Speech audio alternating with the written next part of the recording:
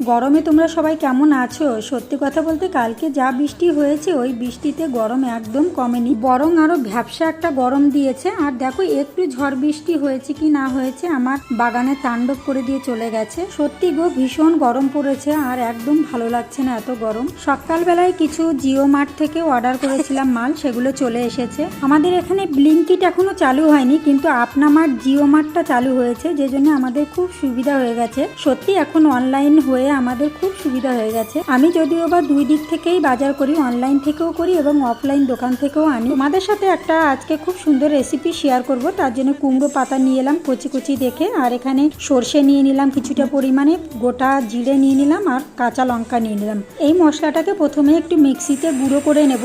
আগে তো শিলে বেটে রান্না হতো, যে জন্য টেস্ট কিন্তু আরো বেশি হতো। সামান্য একটু লঙ্কার গুঁড়ো আর অল্প পরিমাণে জল দিয়ে মিহি করে মশলাটাকে পেস্ট করে নিতে হবে। মশলাটা একটু থকথকা হতে হবে।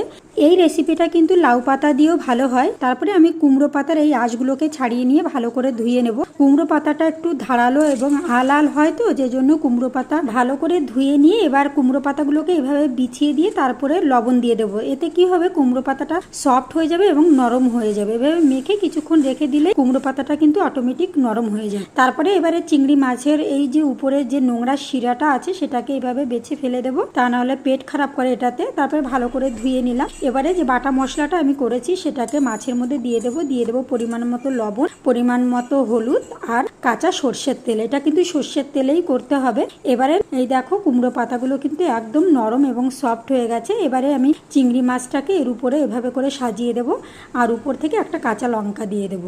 আর এইভাবে আর একটা কুমড়ো পাতা দিয়ে এভাবে চারিদিক থেকে এভাবে ভাঁজ করে এটাকে এরকম একটা চৌকো টাইপের একটা ফোল্ড করে এবার সুতো দিয়ে বেঁধে নেব। এই রেসিপিটা কিন্তু খুবই ভালো লাগে খেতে। এটা একটা পুরনো দিনের রেসিপি। আমার শাশুড়ি মা এই রেসিপিটা করতো, খুব ভালো লাগতো। আর আমি জানো তো আমার শ্বশুর বাড়িতে এসে আমার শাশুড়ি মায়ের কাছ থেকেই রান্না শিখেছি।